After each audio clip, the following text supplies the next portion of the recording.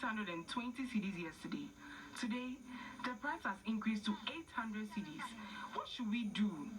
Well, people are getting frustrated with the unstable prices of goods and services, and they want government to urgently do something about this. Ibrahim Abubakar, TV3 News, Ejoso Market, Ashanti region. Martin, some of the prices are really scary. And the rate at which it either changes or doubles is really scary. I had a really bad experience when I went to my supermarkets like a few days ago. I bought stuff and then I didn't even have enough money to pay for it. That's quite serious. It's really bad, really scary. But now let's focus on illegal small-scale mining, Galamsey.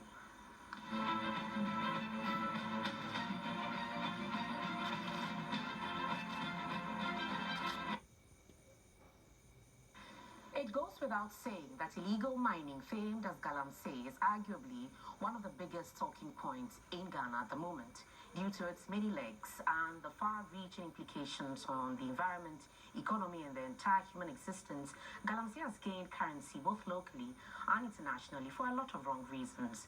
In this 3 News Explainer, my colleague Judith Awotritando fleshes out the most contentious issues of the Galamsey fight that needs attention.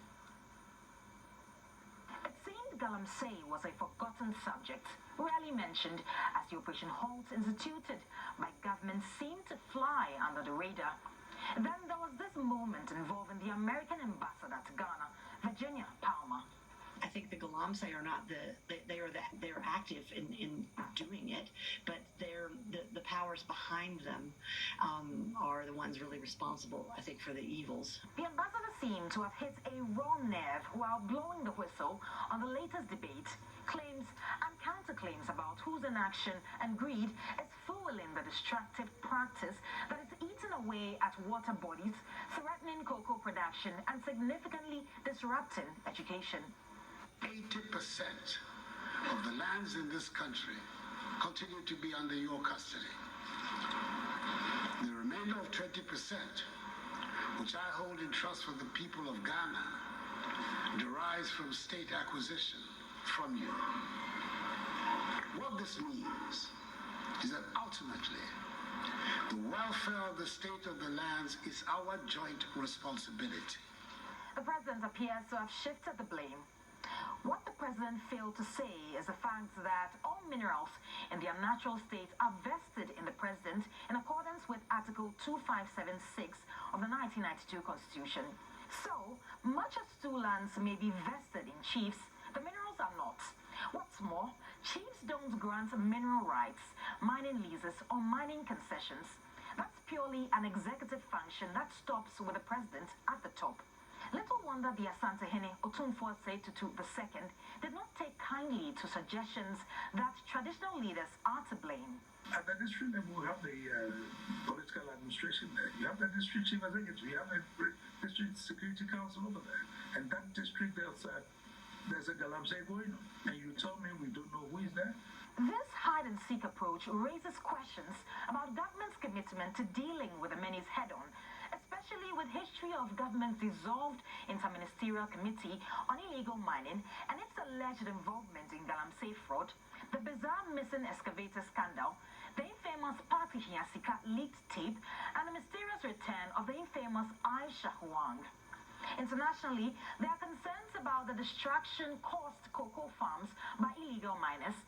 The Swiss, for instance, are worried about their chocolate industry, which sources more than half of their cocoa beans from Ghana.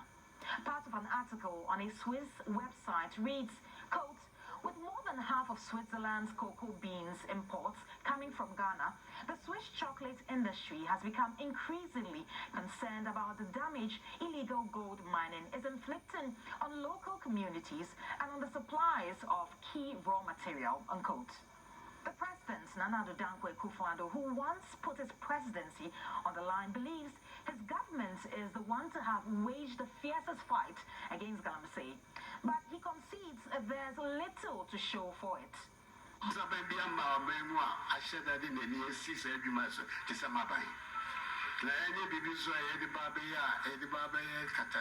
No government has fought Galamsey than we have.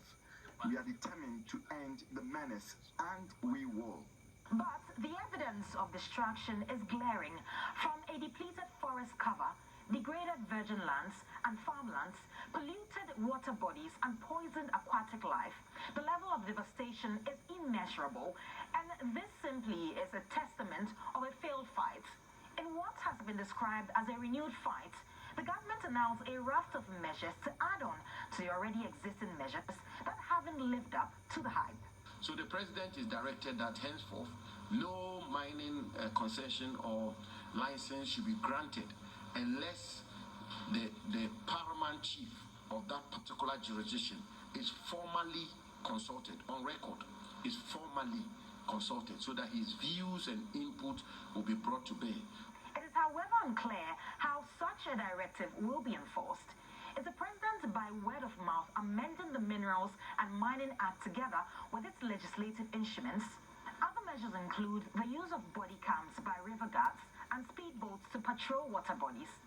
Never mind that the deployment of military police task forces in the Operation Vanguard, Operation Halt 1 and 2, and the use of drones for surveillance could not help much. All this while, the focus has been on land degradation, water pollution, and the general destruction of the environment.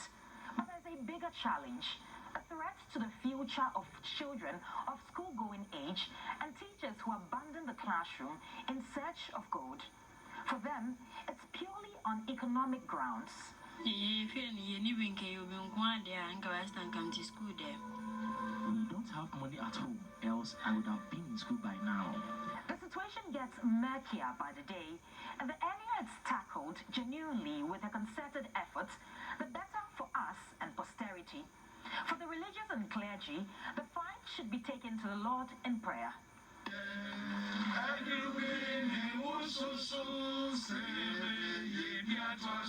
But they also don't mince words in urging the public to take a strong stance against officials involved in Galamsey. And the politicians behind the area and the constituency, the people should reject him. Party the authority, this Galamsey, the party should be rejected. It seems when it comes to Galamsey, there's no shortage of words and slogans. If only the deeds could be matched by the strength of the rhetoric. And here at Media General, our fight against illegal mining continues. A luta continuam. Let's shift our attention to health now. Some health workers under the Health Services Workers Union at the Tete Kwashi Memorial Hospital in Ekuapim Mampong in the eastern region have no other choice than to live in a dilapidated bungalow. Godwin Asediba reports that the bungalow could collapse with a strong wind blowing. Vivian Kusalesu, Musa Safiano, and Mary Perpetual Bacha all work at the Tete Kwashi Memorial Hospital. They left their life each day in fear. This structure right here houses some health workers at the Tete Kwashi Memorial Hospital, and according to the residents, this building has been like this for about 3 decades and more. If you watch closely, you can see that the building has developed huge visible cracks, and anytime it rains like this, as you can rightly see, the residents live in fear because they believe the building could crumble.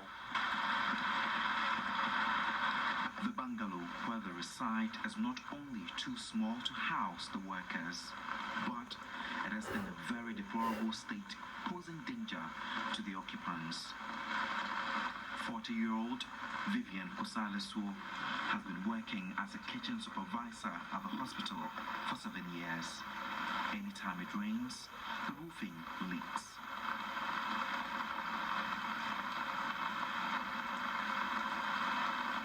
And when she's not at home, her room floods. I've been a headache for long. I've been wanting my medical student, the management to do it for that. But according to them, they said their financials is not found to be do it. I'm appealing to the government to come and do it for us. She told me efforts to get the bungalow renovated have proved futile.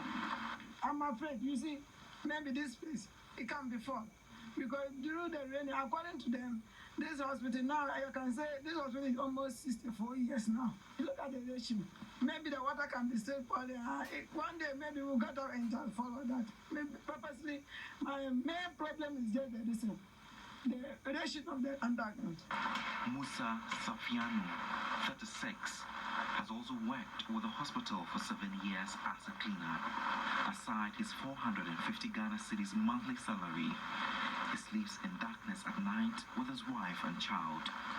Getting access to electricity to his room has been a hurdle. The staircase was not in a good shape when I came here. I had to fix it myself. I don't have light in my room, and I sometimes do side jobs to survive. Mary Perpetual Bacha is a lab technician. Having worked with the hospital for 10 years, the 42-year-old says she's frustrated about the living conditions, but she has no other choice. My fear one day this building will fall, because people have been here for 30-something years and there was no renovation.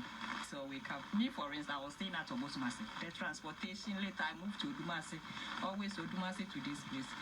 But they don't have accommodation, so I have to take this one like that. We are even at risk, even snakes and things. At times when you are bathing, you even see a snake also, but I don't know whether they are also coming to bath. So we are at risk. The bungalow has several cracks and part of the roof ceiling is rotten away. The occupants say it harbors reptiles like snakes, thereby compelling some who worked at the health facility to back out.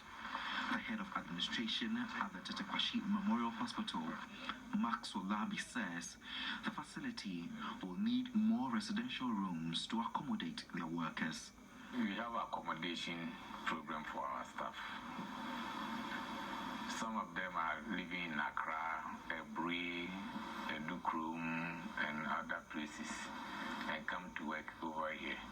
And when they close at night, it's very, very difficult getting back to their homes.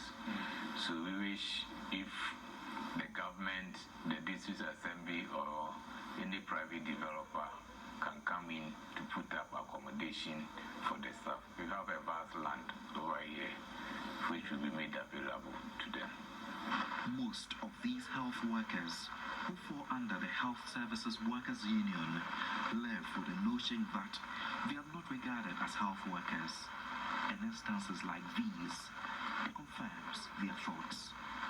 Godwin Asidiba, TV3 News, Equiaping Mampong, Eastern Region. Definitely a very sad development there in the Eastern Region. You're live on News 360. We have a break, and after the break, we have more stories for you.